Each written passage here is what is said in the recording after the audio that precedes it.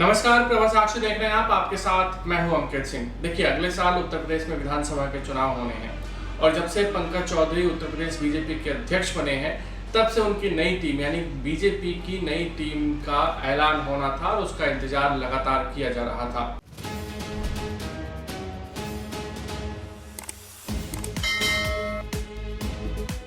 पिछले कुछ दिनों से ये इंतजार लंबा हो चला था।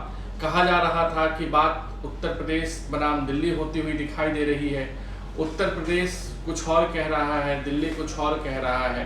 तमाम चर्चाएं मीडिया के गलियारे में थी, लेकिन आखिरकार आज पंकज चौधरी की नई टीम का ऐलान हो गया और इस ऐलान में पीडीए को एक तरीके से कहा जा सकता है कि फोकस पे रखा गया है। भले ही अखिलेश यादव पीडीए करारा देते हों, भले ही अखिलेश यादव लगातार पीडीए में पिछड़ा, दलित और कभी अल्पसंख्यक, कभी अगड़ा, कभी आदिवासी का जिक्र करते हों, लेकिन पीडीए को पूरी तरीके से समाहित करने का काम बीजेपी की जो कोर टीम, प्रदेश कार्यकारिणी की टीम है, उसमें किया गया है। पंकज चौधरी जिस टीम का नेतृत्व करेंगे उत्तर प्रदेश बीजेपी अध्यक्ष होने के नाते, उस टीम में सभी बिरादरी का ख्याल रखा गया है।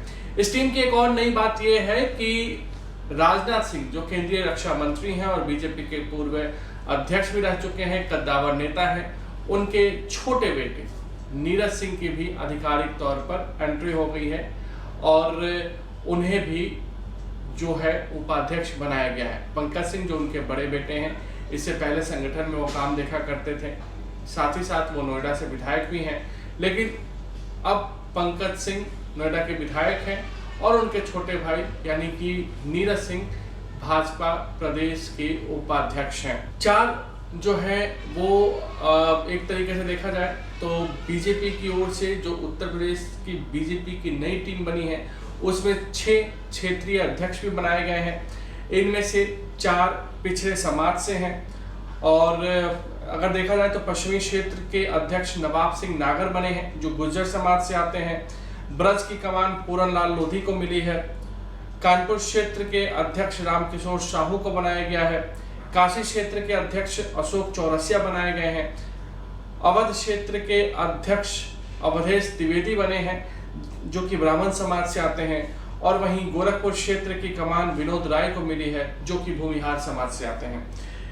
अगर हम उपाध्यक्षों की बात करें तो 19 उपाध्यक्ष बनाए गए हैं। इनमें ज्यादातर ओबीसी हैं। इन नामों में सत्यपाल सैनी, पूजा पाल, दुर्गेश साक्य, देवेश कोरी, सुरेश मौर्य, राजेश यादव शामिल है। यही नहीं, 8 महामंत्रियों की सूची में भी 4 ओबीसी को रखा गया है।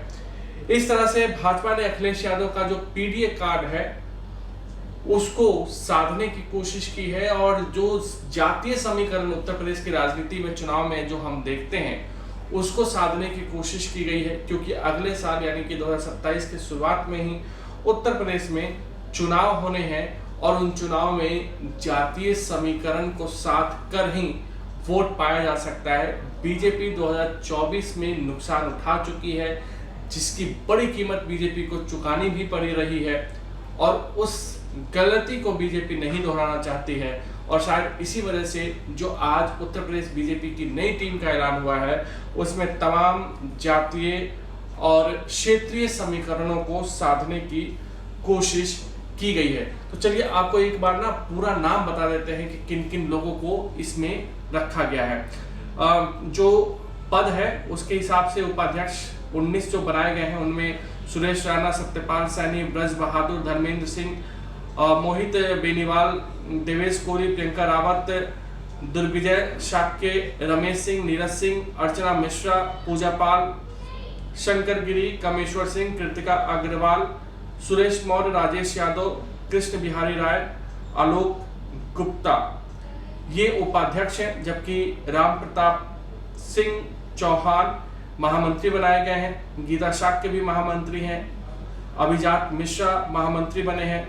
उपेंद्र रावत को भी महामंत्री बनाया गया है। संजय राय महामंत्री बने हैं। शंकर लोधी भी महामंत्री बने हैं। दिलीप पटेल महामंत्री बने हैं, जबकि राजेश चौधरी को भी महामंत्री बनाया गया है। अगर हम मंत्रियों की बात करें तो विजय शिवहरे, वसंत त्यागी, शिवभूषण सिंह, सहजानंद राय, अंकुर शर्मा, अनिल यादव अवधेश श्रीवास्तव, विजय राजभर, इसके अलावा किरण लोधी निषाद, राकेश बिंद, सुचिता सिंह चौहान, रजनी पांडे, राहुल वाल्मीकि, महामेधा नागर, दीपमाला संतोषी, इन सबको, सुहासिनी जायसवाल, यतेंद्र शर्मा, साथ ही साथ आकांक्षा सोनकर, इन सबको मंत्री बनाया गया है। जो बीजेपी की जो स्टेट टीम है उसमें मंत्री बनाया गया है।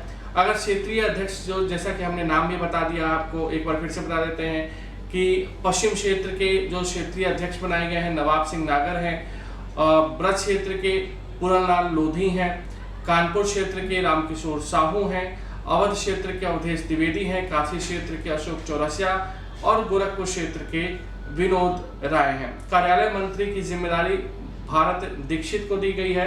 कार्यालय सह मंत्री होंगे अतुल अवस्थी और लक्ष्मण सिंह। दिनेश प्रताप सिंह, मीडिया में आप काफी देखते होंगे इनको, उन्हें मुख्य प्रवक्ता बनाया गया है। मनीष दीक्षित पर एक बार फिर से प्रदेश मीडिया संयोजक की जिम्मेदारी रहने वाली है। प्रदेश सोशल मीडिया संयोजक हिमांशु राज पंडित को बनाया गया है। बाकी तमाम मोर्चों की बात करें, अल्पसंख्यक मोर्चा की घोषणा नहीं की गई है।